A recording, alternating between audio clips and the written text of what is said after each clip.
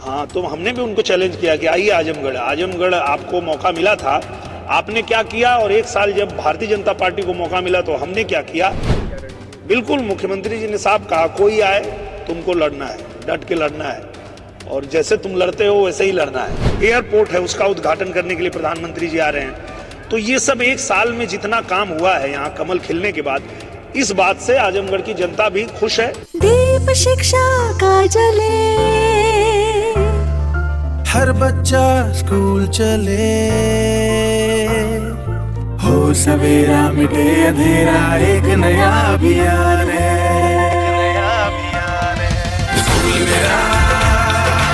पंजाब के सरकारी स्कूल विश्व स्तरीय सुविधाओं से संपन्न हो रहे हैं। आप भी अपने बच्चे का दाखिला जरूर कराएं। बेहतर शिक्षा, बेहतर परिणाम, सरकारी स्कूल पंजाब का मान। लोकसभा चुनाव की सरगर्मियां अब देश में सिर चढ़कर बोल रही हैं। इसकी तपिश देश की राजनीतिक पार्टियों में भी साफ तौर पर देखने को मिल रही है। एक तरफ जहां बीजेपी रैलियों में रैलियां किए जा रही है, वहीं दूसरी ओर कांग्रेस न्याय जोड़ो यात्रा में मशरूफ है।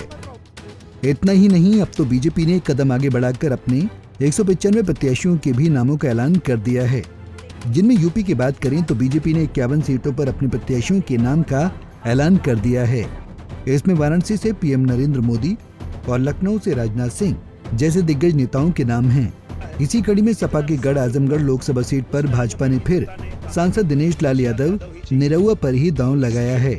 यादव बाहुल्य सीट पर तीसरी बार चुनाव लड़ाने के लिए पार्टी ने दिनेश लाल यादव निरहुआ के नाम पर मोहर लगाई है।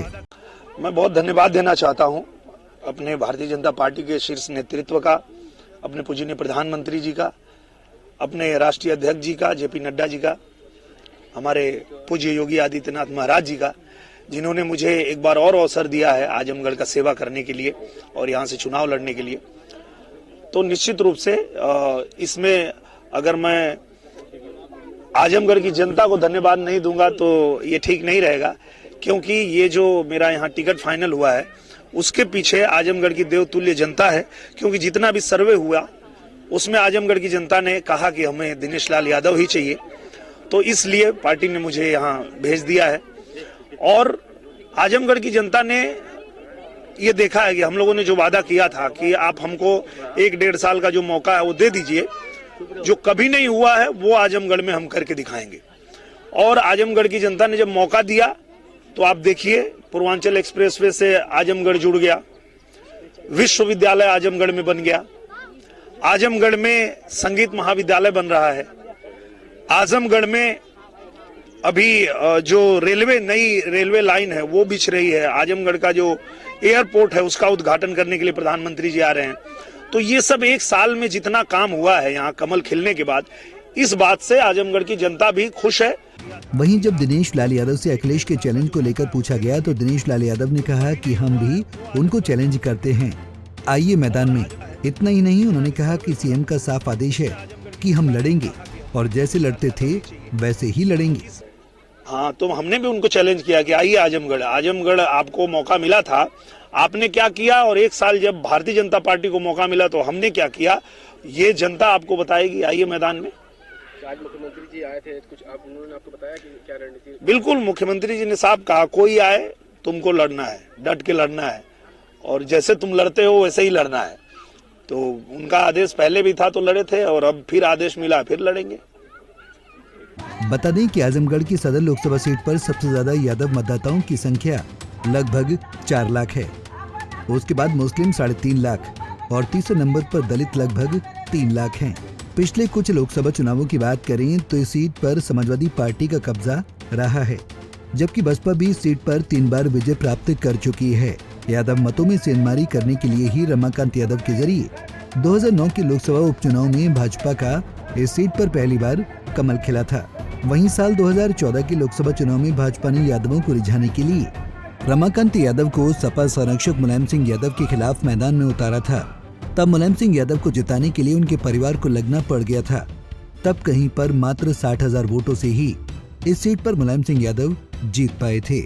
2019 के लोकसभा चुनाव में समाजवादी पार्टी के राष्ट्रीय अध्यक्ष अखिलेश यादव के मुकाबले में बीजेपी ने यादवों में सेंधमारी करने के लिए भोजपुरी फिल्म अभिनेता दिनेश लाल यादव निरहुआ को दांव पर लगाया था। हालांकि इस चुनाव में बसपा और सपा का गठबंधन हुआ था। बसपा का उम्मीदवार यहाँ नहीं था, तब अखिलेश यादव यहाँ से विजयी हुए। बीजेपी के दिनेश लाल यादव 2,59,000 से वोट से चुनाव हार गए थे।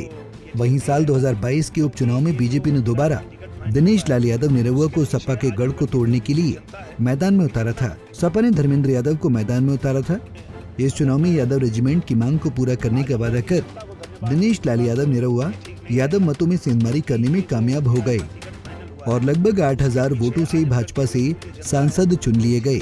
अब तीसरी बार पार्टी ने दिनेश लाल यादव निरहुआ को ही यादव मतों में सेंधमारी करने के लिए चुनाव मैदान में उतारने के लिए हरी झंडी दे दी है।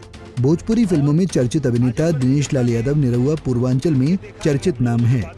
भोजपुरी फिल्म अभिनेता के नाते सियासत में एंट्री करने से पहले ही वे यादवों में काफी लोकप्रिय माने जाते रहे हैं। इधर आजमगढ़ की सीट को भाजपा बरकरार रखने के लिए मुख्यमंत्री मोहन यादव को भी जिले में भेज चुकी है। यही वजह रही कि भाजपा ने दिनेश लाल यादव निरहुआ को तीसरी बार भी चुनाव मैदान में उतारा है। Bureau report, Punjab Kesari TV. हमसे जुड़े रहने के लिए हमारे YouTube चैनल को सब्सक्राइब करें और नई वीडियो की नोटिफिकेशन के लिए बेल आइकॉन को दबाएं। अगर आप ये वीडियो Facebook पर देख रहे हैं तो लाइक जरूर करें और ज्यादा से ज्यादा शेयर करें। धन्यवाद।